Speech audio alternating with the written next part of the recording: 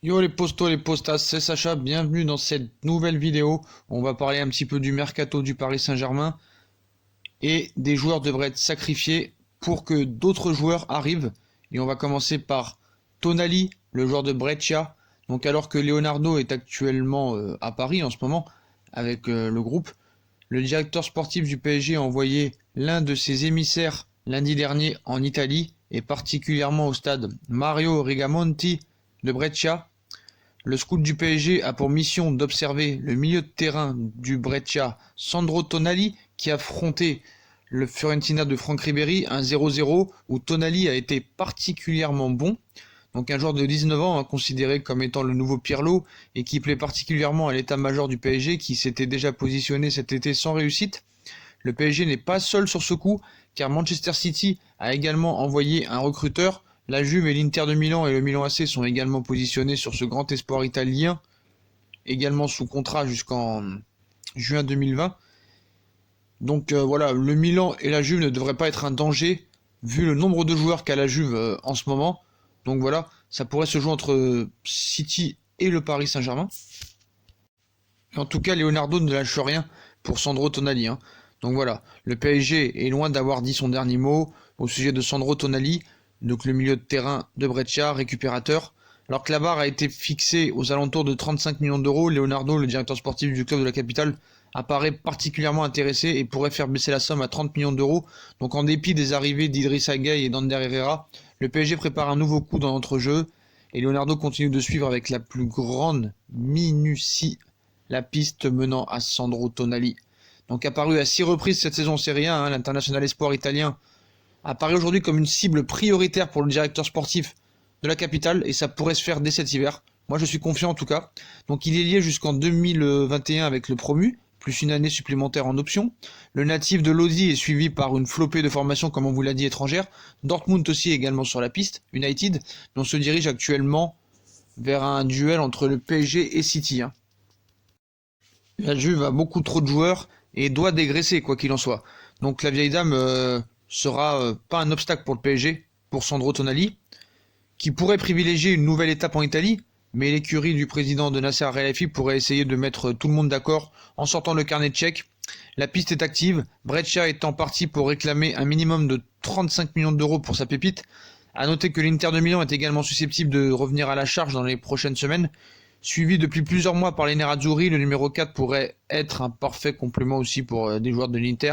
Mais voilà, je pense que Paris a fait de Tonali sa priorité.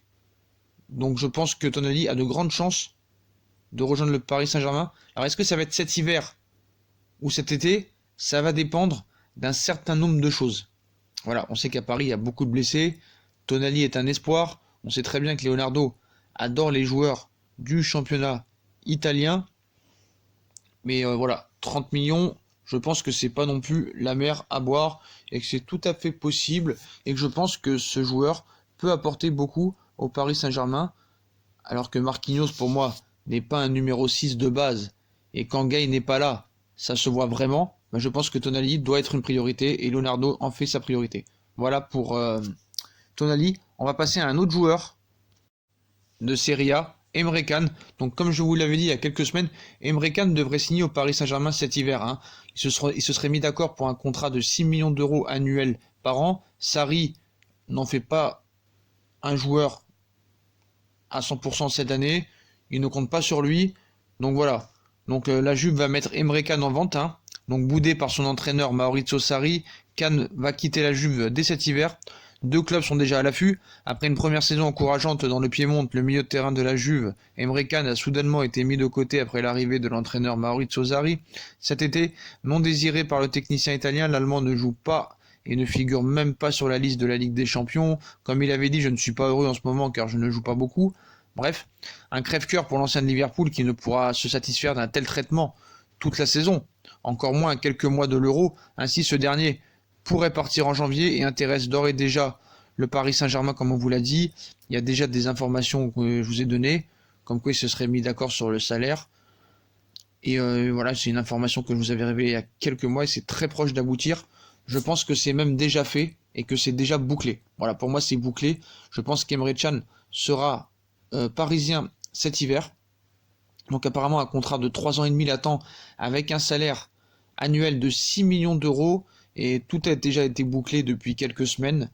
Et Emre Can aussi voulait venir dès cet été en croyant qu'il pouvait être dans la liste de la Ligue des Champions.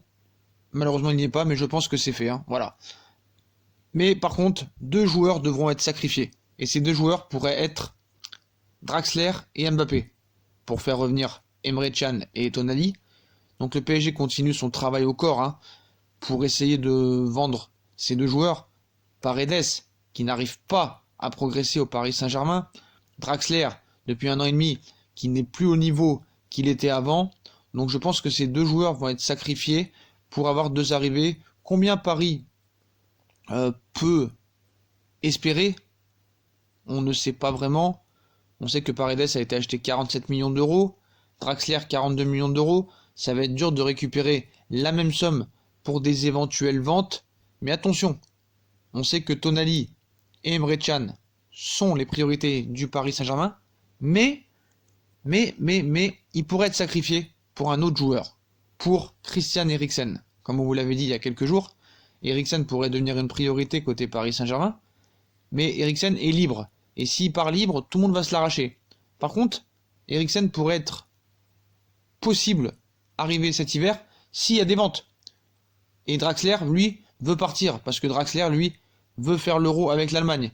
Et il sait que bah non, ce ne sera pas un titulaire indiscutable au PSG. Donc s'il veut faire l'Euro avec l'Allemagne, il va devoir partir. Donc Christian Eriksen est aussi une priorité. Et souhaiterait se séparer de 2 joueurs pour faire une place aux Danois. Les 2 sacrifiés seraient Leandro Paredes et Julian Draxler, donc le départ de Christian Eriksen est de plus en plus proche. Sa prolongation de contrat avec Tottenham est au point mort. Le PSG, tout comme le Real Madrid, hein, aimerait profiter de la situation, mais pas vraiment. Ça pourrait ne pas intéresser le Real Madrid qui voudrait faire de Valverde sa prochaine star à ce poste et ne veut pas empêcher la progression de Valverde en faisant arriver Eriksen. Donc 2 joueurs parisiens seraient sur le départ pour permettre aux Spurs de rejoindre la capitale française. Donc tout d'abord, comme on vous l'a dit, Leandro Paredes, qui est en progression néante depuis son arrivée au Paris Saint-Germain, et qui reste loin du niveau attendu. Donc Tuchel ne s'opposerait pas à son départ, pareil pour Leonardo, et le refus d'Eriksen de prolonger son contrat avec Tottenham permet au PSG de passer à l'offensif. L'autre joueur, comme on vous a dit, c'est Julian Draxler, dont les performances laissent vraiment à désirer depuis son arrivée au Parc des Princes, alors que le club pourrait le faire venir gratuitement. On signale que le Danois pourrait signer un pré-contrat avec le club français, même si le PSG pourrait tenter de convaincre les Spurs d'accepter une offre dès le mercato hivernal. Pochettino est le seul qui est opposé au départ de Christian Eriksen, mais la situation sportive du club londonien n'aide pas. Et le Real Madrid cherche aussi à attirer le Danois en laissant partir quelques joueurs. Donc voilà, donc ces 2 joueurs-là pourraient être sacrifiés pour Emre Can, pour Tonali, et ainsi pour Christian Eriksen. Donc voilà les postos, dites-moi en commentaire ce que vous préférez, Tonali, Emre Can. Emre Can c'est très très proche d'être fait. Et est-ce que vous préférez après Tonali ou Eriksen? Dites-moi en commentaire ce que vous en pensez. Abonnez-vous, likez, partagez. Dites-moi surtout en commentaire qui vous voulez venir voir au Paris Saint-Germain. Tout ce que je peux vous dire c'est que Emre Can c'est pratiquement fait. Et je reviendrai vers vous pour d'autres informations qui on va balancer du lourd. Je vais balancer du très lourd quand... ce sera avec plus d'informations, donc voilà les postos, donc je compte sur vous pour vous abonner, activer la cloche, c'est très important parce que je vais balancer du lourd, surtout sur Emre Can dans très peu de temps. Mais voilà, il y aura 2 arrivées quoi qu'il en soit, et je pense que Leonardo arrivera peut-être à vendre Paredes et Draxler pour faire arriver ces 2 nouveaux joueurs, Tonali, Emre Can qui est très proche, et peut-être Eriksen. Tchuss les potos, abonnez-vous, likez, partagez, tchuss!